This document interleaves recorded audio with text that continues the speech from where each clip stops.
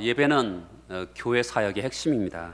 그러면 혹시 여러분 중에 이런 의문이 드는 분들이 있습니다. 흔히 도덕 중심적인 사람들이 이런 질문을 던집니다. 예배만 드리면 뭐해? 크리스찬들이 삶이 있어야지. 예배는 하고 다른 것은 하지 않으면 어떻게 하지? 이런 질문을 던지는 분들이 있습니다. 이런 의문에 대해서 아무런 걱정하실 필요 없습니다. 예배만 드리고 다른 것을 하지 않는 사람은 없습니다. 예배를 드린 사람은 더 적극적으로 삶을 살게 되어 있습니다. 이것이 예배의 의미입니다. 어거스틴이라는 분이 이런 말씀을 했습니다. 하나님을 사랑하라, 그리고 그 다음은 네 마음대로 하라 라는 말이 있습니다. 아주 대단히 위험적인 말 같지만 정답입니다. 하나님을 사랑하면 그 다음에 행하는 모든 것들은 하나님을 사랑하면서 행하는 것이기 때문에 정말 올바르게 행할 수 있는 거죠. 이것을 똑같이 예배에 대해서 한번 적용해 보겠습니다. 하나님을 마음껏 예배하라, 그리고 그 다음은 네 마음대로 하라. 얼마든지 할 수 있는 거예요. 왜냐하면 예배의 정신이 제대로 잘 박힌 사람은요, 그 다음엔 그가 무엇을 하든지 하나님께 가장 최상의 예배를 드린 사람은 모든 삶 가운데 속에서 하나님 중심적인 삶을 살기 때문에 걱정할 필요가 없다는 그런 이야기인 것입니다. 예배 시간을 통해서 하나님의 임재를 경험하지 못한 사람, 그리고 예배를 드리고 나 하나님께 의무 다 했다는 사람이 문제인 것이지, 정말 진정으로 예배를 드리는 사람은 정말 그의 인생 가운데 속에서 어떤 삶을 살든지 하나님 중심적으로 살기 때문에 사실 문제가 없어요. 오늘 본문은 우리에게 예배에 대해서 분명하게 말씀합니다. 주목할 구절은 하나님께서 예배하는 자를 찾으신다는 겁니다. 23절에 보면 아버지께서는 자기에게 이렇게 예배하는 자를 찾으시느니라. 예수님께서 하신 말씀이에요. 여러분은 하나님이 찾으시는 예배자입니까? 이 질문에 대해서 정확하게 대답하기 위해서는 하나님이 찾으시는 예배자가 어떤 사람인가를 알 필요가 있습니다. 예수님께서는 하나님이 찾으시는 예배자에 대해서 두 가지 기준을 우리에게 말씀하셨어요. 24절에 보면 하나님은 영이시니 예배하는 자가 영과 진리로 예배할지니라 라고 합니다. 첫째 기준은 바로 영으로 예배하는 것입니다. 영으로 예배하라. 여러분, 우리가 예배를 드리기가 왜 어려운지 아십니까? 하나님은 눈에 보이지 않기 때문에 그렇습니다. 하나님이 눈에 보이면 우리가 예배 드리기가 쉽습니다. 근데 하나님이 영이시기 때문에 보이지 않아요. 동쪽으로 예배를 드려야 될까요? 서쪽으로 예배 드려야 될까요? 남쪽으로 예배 드려야 될까요? 북쪽으로 예배 드려야 될까요? 하나님이 어디 계신지 알 수 없다라고 생각하면 굉장히 예배 드리기가 어렵습니다. 그래서 영이신 하나님께 우리가 예배 드리는 방법에 대해서 말씀하는 것은 바로 영이신 하나님을 만나는 예배가 중요한 것이죠. 어떻게 하나님을 만납니까? 기도하는 가운데 만납니다. 찬송하는 가운데 만납니다. 설교하는 가운데 말씀을 들으면서 하나님을 만나게 되어 있습니다. 종종 사람들은요, 예배를 드리러 가다라고 표현도 하고 또한 설교 들으러 가자 이렇게 표현도 합니다. 물론 그것도 둘 다 맞을 수도 있지만, 여러분, 설교는요 모든 예배의 한 요소에 지나지 않습니다. 그렇죠?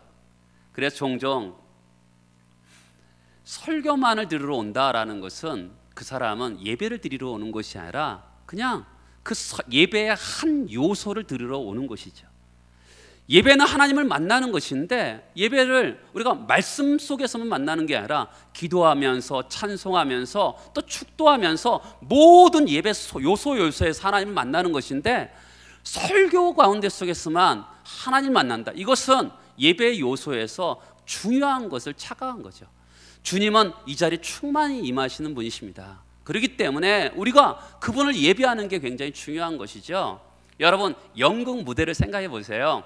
연극을 드리면 이 주무대가 여기잖아요. 그리고 여러분들은 관객이잖아요. 근데 예배의 정신을 생각하면 예배의 관람객은 누구실까요? 하나님이시죠. 예배는 하나님이 보고 계시는 거죠. 그러면 표현하기 죄송스러운 표현이지만 이 강단이 쉽게 말하면 하나님이 관람객이고 우리가 여러분들이 있는 곳이 무대입니다. 무대인 여러분들이 하나님을 예배하는 거예요. 그렇죠? 하나님께 보여드리는 예배, 하나님 마음을 흡족하게 드리는 예배를 드리는 것이죠. 영적으로 우리가 예배를 드리는 것입니다. 저는 아시는 형님이 있는데 그 형님 목사님이 저한테 종종 예배 드릴 때 목숨 걸고 예배한다라는 표현을 한 적이 있어요. 왜 그랬어요? 그랬더니 예배 드리는 분 중에 예배 드리고 나서 자살하려고 하는 분이 있을 수도 있다. 그 사람을 살려야 되지 않냐. 그러다 보니까 그 형님 목사님 굉장히 예배 드릴 때 열정적으로 예배 드리는 그런 모습을 볼 수가 있어요. 저는 어렸을 때 이렇게 보면 예배가 참 지겹더라고요. 참 여러분들은 안 지겨우십니까? 저는 예배가 굉장히 지겨웠어요. 그런데 어느 날 이렇게 다른 사람들이 예배 드리고 찬양 드리는 모습을 보면, 야, 어떻게 저렇게 찬양을 은혜스럽게 할까? 그렇게 예배를 참 은혜스럽게 드릴까라는 사람들의 모습을 볼 때가 많았어요. 그래서 어쩔 때는 예배를 방법을 동원해 보자라고 생각할 수도 있어요. 예배 순서도 바꿔보고 방법도 동원해 보지만, 그러나 여러분, 예배는 방법이 아니죠. 예배는 중요한 것은 하나님을 만나는 것이잖아요. 여러분이 만약에 예배를 준비한다 생각해 봅시다. 여기서 예배를 드리지 않고, 예배당에서 예배 드리지 않고 다른 곳에서 예배 드리는데, 한번 여러분들이 예배 준비자라고 생각해 보세요. 뭘 준비하시겠어요? 설교자를 누구로 할까? 대표 기도는 누가 할까? 찬양 인도는 누가 할까? 반주는 누가 할까? 그리고 어디서 드릴까? 언제 드릴까? 순서지는 어떻게 만들지? 이런 걸 준비할 것입니다. 이런 것이 준비되었다고 예배 준비가 다 끝났다고 생각하면 그것은 형식적인 예배 준비자입니다. 영으로 드리는 예배잖아요. 뭐가 빠진 것입니까? 주님의 임재를 구하는 것이 빠진 것이죠. 저도 항상 예배를 드리기 전에 하나님, 십자가의 보혈로 여기를 덮어주시고 성령의 기름 부으심으로 함께 도와주세요. 이렇게 주님의 임재를 꼭 구합니다. 예배가 형식이 아니잖아요. 예배는 영으로 드리는 예배인데 하나님의 임재가 제일 중요한 것이죠. 사도행전의 역사는요, 예배 가운데 일어났어요. 그렇죠? 예배를 드리다가 정말 성령의 역사를 경험하고, 사도 바울이 찬양 가운데 속에서 그가 옥문이 열리는 것을, 착고가 풀리는 것을 그가 경험하게 되어 있습니다. 예배하는 사람들은요, 마음이 뜨거워지면 선교하게 되어 있습니다. 예배하는 사람들은요, 마음이 뜨거워지면 어려운 사람들을 도울 수가 있는 거예요. 우리가 예배할 때마다 예수님 이야기를 합니다. 설교할 때마다 어쩔 때 힘들 때가 있어요. 어떻게 설교하지? 어렸을 때 뭘 할까라고 생각이 들지만 사실 쉬운 겁니다. 예수님 이야기하면 되는 거예요. 그렇죠? 설교가 뭐 있어요? 예수님 이야기하면 되는 것이죠. 그런데 예수님께서 그 자리에 함께 하시지 않는다, 이 자리에 함께 하신다라는 믿음이 없으면 형식적인 예배를 드릴 수밖에 없어요. 어느 분이 교회 부흥회 가는데, 목사님 설교를 짧게 해주세요. 왜 그래요? 우리 교회 성도 중에서 예배가 1시간만 넘으면 뚜벅뚜벅 나가는 분이 있어요. 이렇게 얘기하는 거예요. 여러분, 주님 앞에서 예배 드린다면 어떻게 그렇게 할 수가 있겠어요? 결코 1시간 땡 하고 나갈 수는 없는 거죠. 어떤 분이 이렇게 얘기했습니다. 춤추는 사람이, 여러분 춤을 추잖아요. 스텝을 밟죠. 스텝을 밟는데 박자를 세면서 하는 사람은 어떤 사람이에요? 배우는 사람이죠. 춤추는 사람이 박자를 세면 배우는 사람이고요, 춤추는 사람이 결코 박자를 세지 않으면 그 사람은 춤을 즐기는 거죠. 그렇죠? 예배를 드리는데 예배 지금 1시간 넘었는데 라고 하면 그 사람 예배를 드리는 게 아니라 예배를 어떻게 해요? 관람객으로 와 있는 거죠. 아까도 말씀드렸잖아요. 진정한 관람객은 예수님이 관람객이고 우리가 예수님의 관람하시는 것을 우리가 드리는 거잖아요. 그런데 우리가 자꾸만 시간을 본다면 주님 앞에서 예의가 아니죠. 영적인 예배는 하나님을 만나는 겁니다. 하나님을 만나면 행복해요. 하나님을 만나면요, 사람들이 회개하게 돼 있고요, 하나님을 만나면 사랑하게 돼 있습니다. 하나님을 만나면 세상을 이길 힘이 주어지는 것입니다. 하나님을 만나는 눈 뜨는 예배가 되는 사람들은요, 성령의 충만함을 경험하게 되는 거예요. 여러분 가운데 이런 예배가 이런 은혜를 받지 않았다면 신앙생활을 한번 점검해 볼 필요가 있어요. 예배는요 신앙생활의 기본이에요. 그렇죠? 저는 이렇게 필리핀에 그때 마닐라 2000 선교대회를 간 적이 있는데 그때 참 기억이 나는 예배 시간이 기억이 나요. 주일날 갔는데 그때 지진이 났어요. 지진이 났는데 그 사람이 이제 한 사람이 갑자기 땅바닥에 딱 하더니 갑자기 완전히 엎드려지는 거예요. 하나님께 회개하는 거지. 딱 봐도 회개하는 거예요. 굉장히 저는 그때 제가 한 3살 때인데 충격적이었어요. 야, 저렇게도 예배를 드리는구나. 그 사람들은요 어떤 복을 달라고 기도하는 것이 아니었어요. 이렇게 보면 오직 예수, 오직 성령님, 오직 하나님만을 구하는 그런 예배를 드리더라고요. 여러분, 우리가 그분만을 구하는 예배를 드린다면 하나님의 성령의 충만함을 경험할 수 있게 되겠다라는 생각을 제가 해본 적이 있어요. 요한계시록 7장에 보면 하늘에서 드리는, 천국에서 드리는 예배에 대해서 나와요. 이일 후에 내가 보니 각 나라와 족속과 백성과 방언에서 아무도 능히 셀 수 없는 큰 무리가 나와 흰옷을 입고 손에 종려가지를 들고 보좌 앞과 어린 양 앞에 서서 큰 소리로 외쳐 이르되 구원하심이 보좌에 앉으신 우리 하나님과 어린 양에게 있도다. 모든 천사와 보좌와 장로들과 내 생물의 주위에 섰다가 보좌 앞에 엎드려 얼굴을 대고 하나님께 경배하여 이르되 아멘. 찬송과 영광과 지혜와 감사와 존귀와 능력과 힘이 우리 하나님께 세세토록 있을지어다. 아멘 하더라. 이 11절에 보면 엎드려 절하다 이렇게 나와요. 여러분, 구약의 예배는요 엎드려 절하는 그런 예배죠. 여러분들은 이런 분위기의 예배를 드리십니까? 어떤 분이요 예배 드리다가 이제 큰 교회에 있으면 가관일 때가 많아요. 목사님들이 이렇게 악수하면 갑자기 손에 쪽지가 적혀 있어요. 뭐라 그런 거죠? 오늘 내용 중에서 뭘 써놓은 거예요. 그리고 어떤 분들은 예배 드리다가 오늘 목사님 설교 몇 점 이렇게 점수 매기는 분들도 있어요. 여러분, 그것은 예배가 아니죠. 예배는요 나와 하나님과 예배를 드리는 거잖아요. 그렇죠? 중요한 예배가 뭡니까? 그분 앞에 무릎을 꿇고 엎드려 절하는 것이 예배잖아요.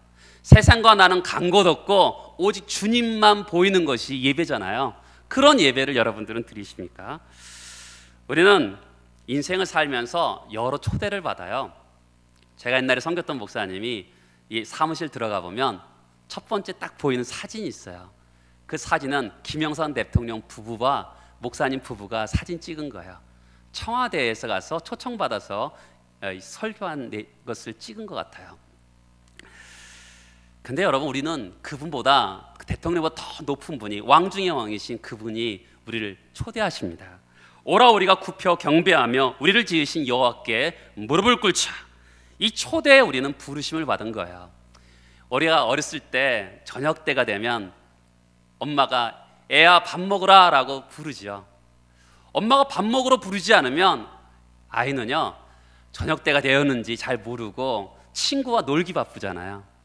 엄마가 부르기 때문에 밥 먹으러 들어오는 것처럼 여러분, 우리는 예배를 드릴 때 우리가 오는 것 같지만 하나님이 부르시기 때문에 여기에 와 있는 줄 믿습니다. 우리가 옛날에 예배는 첫 번째 순서가 예배의 부름이었어요. 예배의 초대. 그러면서 예배를 시작했습니다. 그런 것처럼 하나님이 우리를 부르시기 때문에 우리가 여기에 와서 예배를 드리는 것이죠. 성경에서 잘 보세요. 아담이 죄를 지었어요. 아담아 내가 어디 있느냐? 하나님이 부르시잖아요. 그렇죠? 아담이 먼저 하나님을 찾지 않았습니다. 하나님이 아담을 부르셨어요. 그리고 어떻게 하십니까? 가죽옷을 입혀주시죠. 하나님이 먼저 부르셨어요. 마찬가지로요, 우리가 하나님 먼저 찾으신 것이 아니라 예수 그리스도께서 우리를 위해서 죽으심으로, 그리고 그를 통해서 우리를 부르시는 거죠. 여러분, 이것을 예배 주도권은 하나님께 있는 거예요. 종종 내가 하나님께 예배 드려주지 이렇게 나오는 분들이 있어요. 여러분, 그것은 성경적이지 않아요. 성경은요 하나님이 우리를 부르셔서 이 자리에 나온 것이죠. 그것을 깨닫지 못하면요 어떻게 되냐면 바로 성전의 뜰만 밟고 가는 사람이 되는 거예요. 이사야에서 보면 그런 말씀이 있어요. 사람들이 예배드리러 왔는데 성전의 뜰만 밟고 가는 거예요. 여러분 중에서 그런 분들도 있을 수 있죠. 하나님을 예배하지 않으면 성전 뜰만 밟고 가는 거예요. 무슨 감동이 있고 주님을 만나는 게 있겠어요? 아무것도 없고 그냥 오늘 예배 때웠다라고 생각할 수가 있겠죠. 근데 여러분, 우리가 제일 중요한 의식 중에 하나가 뭐냐면 하나님이 나를 부르셨다는 거예요. 부르셔서 이 자리에 온 줄 믿고서 예배를 드리는 것이죠. 오늘 말씀에 또 진리로 예배를 드리라 그러잖아요. 여러분, 우리 무슨 자격으로 예배 드리러 왔어요? 사람들이 여러분들에게 당신은 무슨 자격으로 예배를 드립니까? 라고 묻는다면 어떻게 대답하시겠어요? 우리는 대답이 준비되어 있습니다. 십자가의 죽음 때문에 그렇죠. 성경에 보면, 구약 성경에 보면 1년에 한 번 대제사장이 법궤가 있는 지성소로 들어가요. 단 한 번만 들어갔어요. 근데 예수 그리스도께서 십자가에서 죽으심으로 우리가 담대히 날마다 그분 앞에, 하나님의 보좌 앞에 나아가게 되었습니다. 우리가 예배 왜 어떻게 드립니까? 예수 그리스도의 보혈로, 그분의 공로로, 그분의 은혜로 이렇게 예배 드릴 수가 있게 되는 것이죠. 예수님께서 십자가에서 죽으심으로 우리 죄를 위해서 죽으셨어요. 부활하셨습니다. 하나님 우편에 앉아 계세요. 그리고 성령께서 우리 안에 계시는 것이죠. 그래서 우리가 하나님의 자녀인 것을 그 성령께서 우리를 증거해 주시는 거죠. 이 사실을 믿기에 하나님께 예배 드리는 것입니다. 감격이죠. 영과 진리로 예배 드리는 사람은 변화가 되게 되어 있습니다. 여러분, 생신잔치에 누가 참여하겠어요? 아들과 딸이 당연하게 기쁘게 참여하는 것이죠. 그런데 예배 드릴 때마다 우리 사회에는 이런 일이 일어나야 되는 거죠. 어떻게 해요? 십자가의 은혜로 내가 예배 앞 드릴 수 있다. 이런 담대함이 필요한 것입니다. 여러분, 예수님이 말씀하시잖아요. 내가 길이요 진리요 생명이니 나로 말미암지 않고는 아버지께로 올 자가 없다고 말씀합니다. 예수님이 진리시거든요. 진리를 명확하지 않으면 어때요? 종종 사람들이 끌려서 오는 분들이 있어요. 그렇죠? 그런 분들은 진리를 명확히 하는 게 아니죠. 우리가 진리가 뭐예요? 진리는 하나님을 바로 하는 거거든요. 하나님을 바로 하는 예배는 어떤 예배입니까? 예수 그리스도의 십자가 은혜로 우리가 나왔다라는 것을 알고 드리는 예배죠. 여러분, 예수님이 나를 위해서 죽으셨기 때문에 옛날에는요, 하나님께 그냥 나가면 다 죽었어요. 근데 예수님의 십자가 은혜로 우리가 하나님께 나아갈 수 있다는 그것을 바로 알고 진리를 알고 드리는 예배는요, 우리에게 감격이 있는 거죠. 기쁨이 있고 소망이 있고 은혜가 넘치는 거죠. 왜요?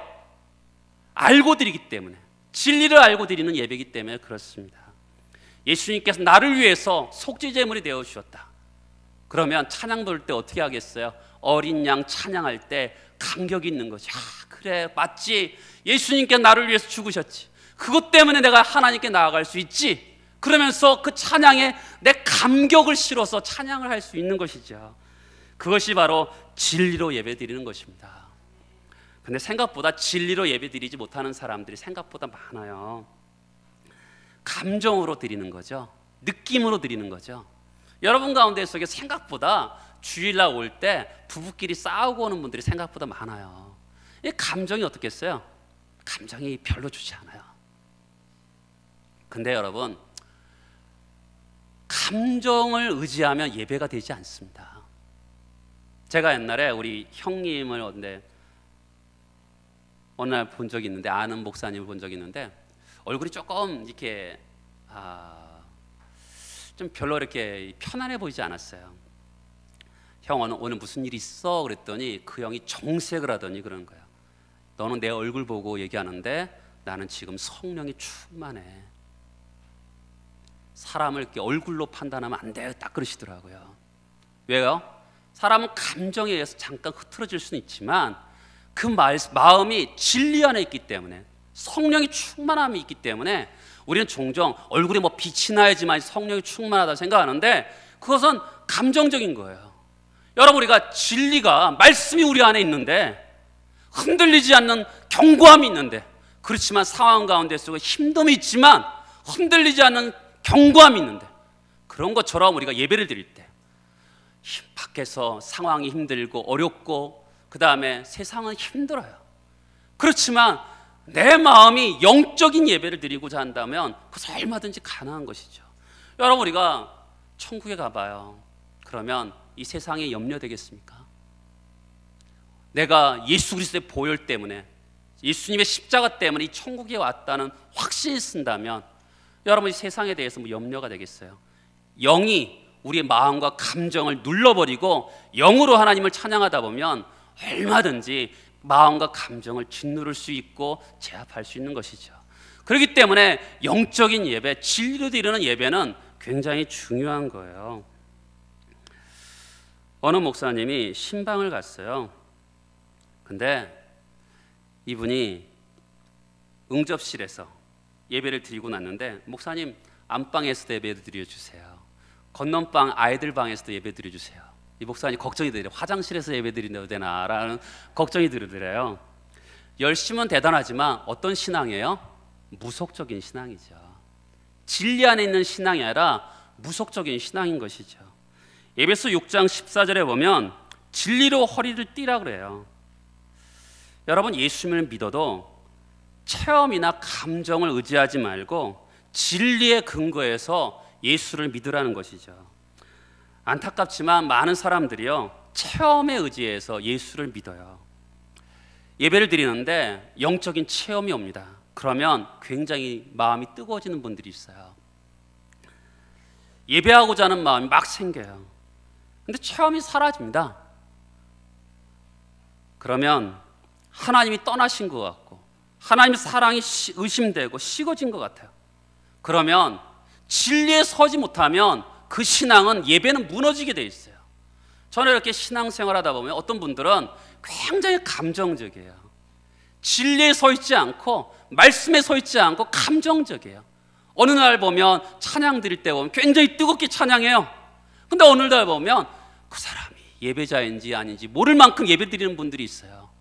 무서운 거죠.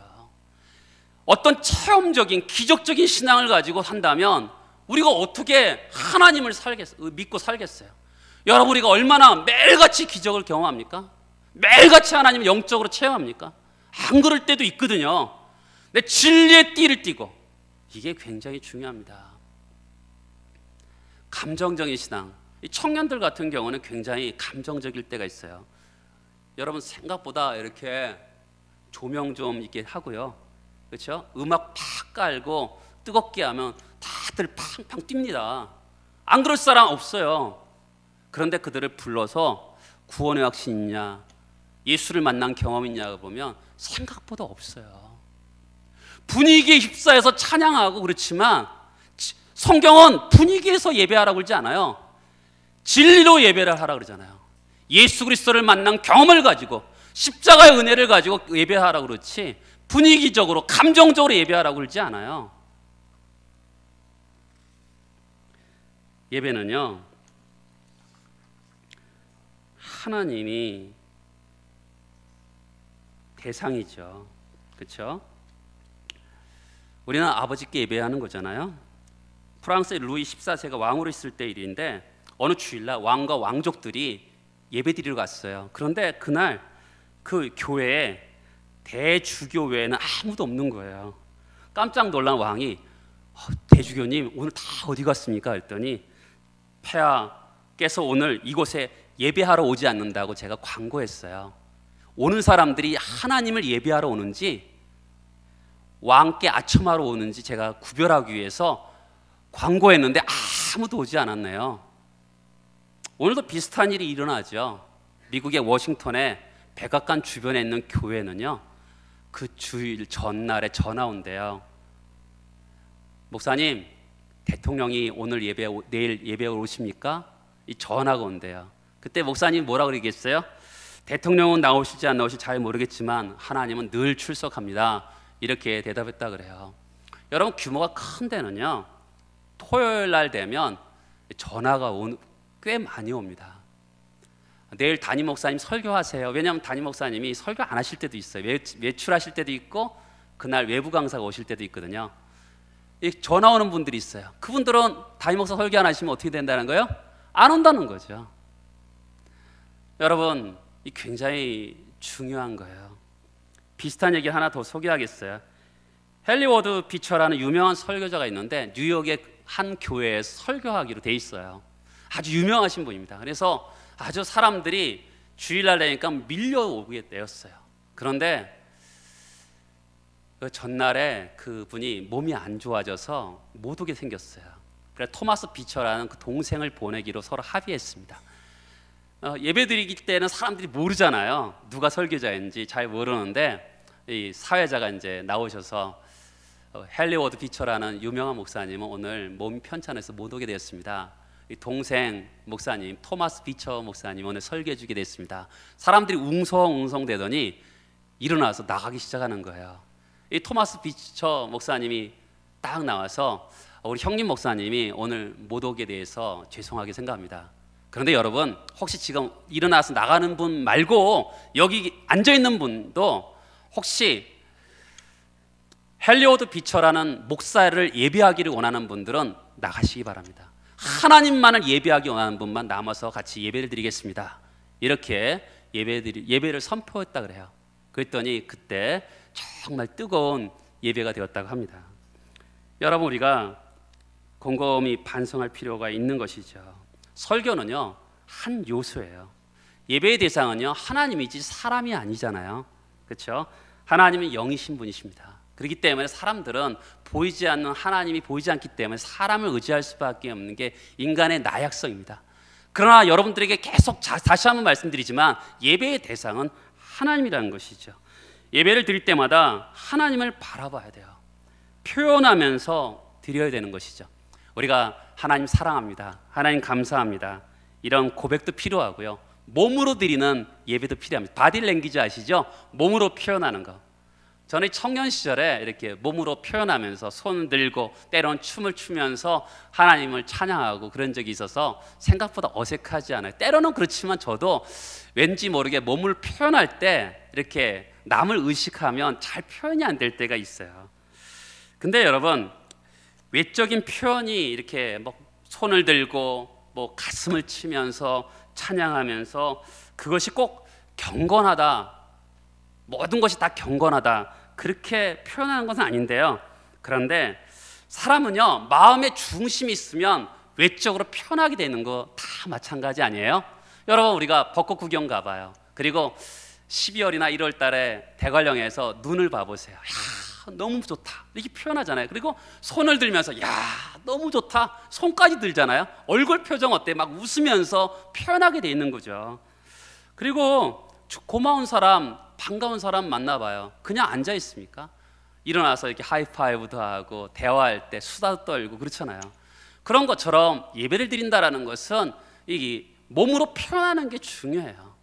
그렇죠? 우리가 하나님을 향해서 손을 들고 찬양하면서 그거 굉장히 중요한 겁니다. 왜냐하면 영적인 하나님을 만난다라는 것은 굉장히 중요해요. 때로는 저는요, 마음이, 저도 사람이 감정적으로 이렇게 힘들 때가 있어요. 그럴 때 의지적으로 주님께 두 손을 올려드릴 때가 있습니다. 기도할 때도 두 손을 올려드리고, 또 어쩔 때는 일어서서 주님께 찬양할 때도 있고, 때로는 막 이렇게 춤을 추면서 마음이 힘드니까 하나님을 향해서 막 하다 보면 영적으로 제가 주님을 예배하기 때문에 영이신 하나님 나를 만나 주시니까 그분을 만나면 슬픔이 변하여 기쁨이 되잖아요. 나에게 기쁨을 주시는 것이죠. 여러분, 그런 예배를 드려야 되는 것입니다. 우리는 주일날 이렇게 예배 끝난 다음에 이제 설교 끝날 통성기도 하잖아요. 굉장히 불편한 분들도 계실 겁니다. 근데 여러분, 예배 드릴 때 여러분들의 교인들은 별로 할 일이 없어요. 목사는 설교하고요, 대표 기도하고 찬양대는 찬양하고요, 그다음에 축도하면 마쳐요.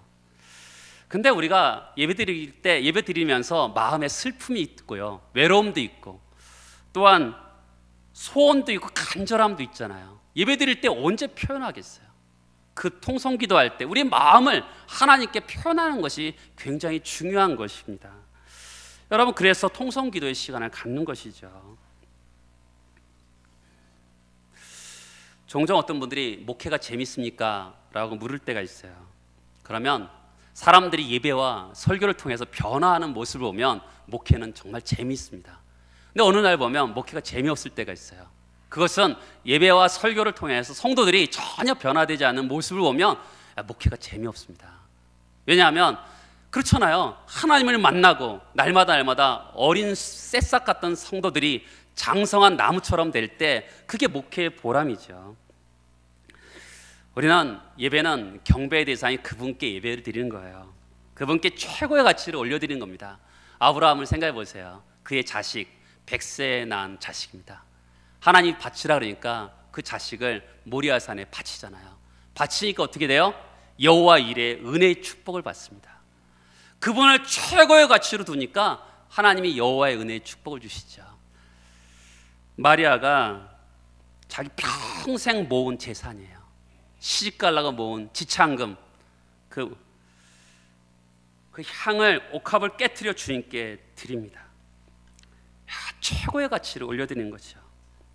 아브라함처럼 아니 자식을 드리기도 하고 아니 내 목숨을 드리기도 하고 마리아처럼 귀한 물질을 주님께 최상으로 드리는 그게 예배죠. 예배가 뭡니까? 그분을 최고로 높이는 것이거든요. 그게 예배예요. 여러분, 우리가 어떤 분이 예배를 인도하다가 그런 경험을 했다 그래요. 주 예수보다 더 귀한 것은 없네. 우리가 좀 이따 94장 찬송을 부를 텐데요. 주 예수보다 더 귀한 것은 없네. 이 세상 부귀와 바꿀 수 없네. 영 죽은 내 대신 돌아가신 그 놀라운 사랑 잊지 못해. 여러분, 저를 보세요. 저는요, 이 94장 찬송을 부를 때마다 중학교 때도 예배 시간에 울고 청년 시절에도 이 94장 주 예수보다 더 귀한 것은 없다 이 찬양을 부르면서 울었어요. 수많은 우리 청년들이 이 찬양을 부르면서 울었어요. 근데 지금의 한국교회는 이 찬양을 부르면서 울음이 없어졌어요. 그게 가장 큰 문제죠. 어느 목사님이 부흥회 때 그 찬양을 불렀는데 주 예수보다 더 귀한 것은 없네. 사람들이 이제 여러분 입술로만 부르는 거죠. 입술로만 뻥긋뻥긋하고 부르는 거죠. 그러니까 목사님이 그만하시라고, 자 지금부터 다시 찬양하겠습니다. 마음 준비 안 된 사람 부르지 마세요. 그리고 이 찬송대로 살 자신 없는 사람 부르지 마세요. 여러분, 마음에 없는 찬양을요 하나님께 드리는 거죠. 하나님 관람객이잖아요. 그 찬양을 바르신 하나님 정말 괴롭겠잖아요. 이거 부르지 마세요 라고 했어요. 그랬더니 이제 음악판이 들어갑니다. 반주가 쑥쑥 들어가는데 그때 여기저기서 사람들이 울기 시작했어요. 회개 역사가 일어나는 거죠. 여러분, 진리로 예배드린다 쉬운 게 아니에요. 결코 쉽지 않습니다. 그러니까 내가 바르게 하나님을 바로 알고 예배를 드리면, 진리로 예배를 드리면 예배에 자기 삶이 변하게 되어 있는 것이죠. 그렇죠? 올바르게 예배 드리면 하나님께 마음껏 예배 드리라, 그 다음에 마음껏 하라는 말이 정답일 수 있어요. 왜냐하면 진정으로 진리로 예배 드리면 그 사람의 삶은 변할 수밖에 없기 때문에 그렇습니다. 여러분, 아까도 제가 처음에 말씀드렸죠. 하나님이 우리를 부르셨어요. 왜요? 복 주시기 위해서 부르시는 겁니다. 하나님의 음성을 듣는 축복을 주시죠. 사도행전 13장에 보면 안디옥 교회가요 성령의 음성을 듣습니다. 바나바와 바울을 따로 세우라. 그리고 그들을 세계 선교로 보내는 거죠. 성령의 음성을 들으니까 세계 선교 역사가 일어났습니다. 성령의 음성을 들으니까 사도 바울이 정말 위대한 사도가 되는 전환점을 맞이하게 되었습니다. 수많은 성도들이 예배 시간을 통해서 주님의 음성을 들어요. 음성을 듣고 구원을 받습니다. 주님의 부름을 받아요. 내가 선교사로 나가야지. 주님의 영광을 위해서 내가 열심히 살아가야지. 소명을 받습니다. 응답을 받아요. 인도하심을 경험합니다. 그런데 많은 사람들이 목사님, 예배 시간에 하나님의 음성 못 듣겠어요 라고 하는 분들이 있어요. 그때 유명한 영성학자인 달라스 윌라드라는 분은 이렇게 두 가지를 지적합니다. 하나는 예배에 집중하지 않기 때문이라는 것이요. 여러분, 라디오 주파수 아시죠? 라디오 주파수가 딱 맞아야지만이 이렇게 라디오가 들리는 것이잖아요. 그런 것처럼 하나님 영적인 주파수가 이 순간에 퍼지는 거거든요. 그 주파수에 내가 영적으로 맞아져야 되는 것이죠. 하나님 말씀이 전파되는데 이렇게 생각이 되면, 주파수를 맞추지 않으면, 나에게 좋은 말씀만, 받아들이는 말씀만, 내가 듣고 싶은 말씀만 아멘하고, 내가 듣고 싶지 않은 마음을 닫아버리면 주파수가 맞지 않는데 무슨 하나님의 음성이 들리겠어요? 두 번째는 우리가 하나님 음성을 듣지 못하는 것은 그 음성에 순종할 마음이 없기 때문에 들리지 않는 거죠. 시편 기자는 오늘 그의 음성을 듣거든 너희 마음을 완악하게 하지 말라, 순종의 의도로 내가 하나님 말씀에 순종해 보겠다라고 음성을 듣고 있습니까? 그러면 여러분의 예배는요 달라지는 거예요. 예배에 성공하세요. 예배에 성공하면요 인생이 성공합니다. 예배의 우선순위를 두시고요, 온전한 예배로 영과 진리로 예배를 드리세요. 그러면 주를 진정으로 예배하면 광야에 길을 내시고 사막에 물을 내시는 것을 여러분들이 경험하게 될 것입니다. 다 같이 나와서 기도하시겠어요?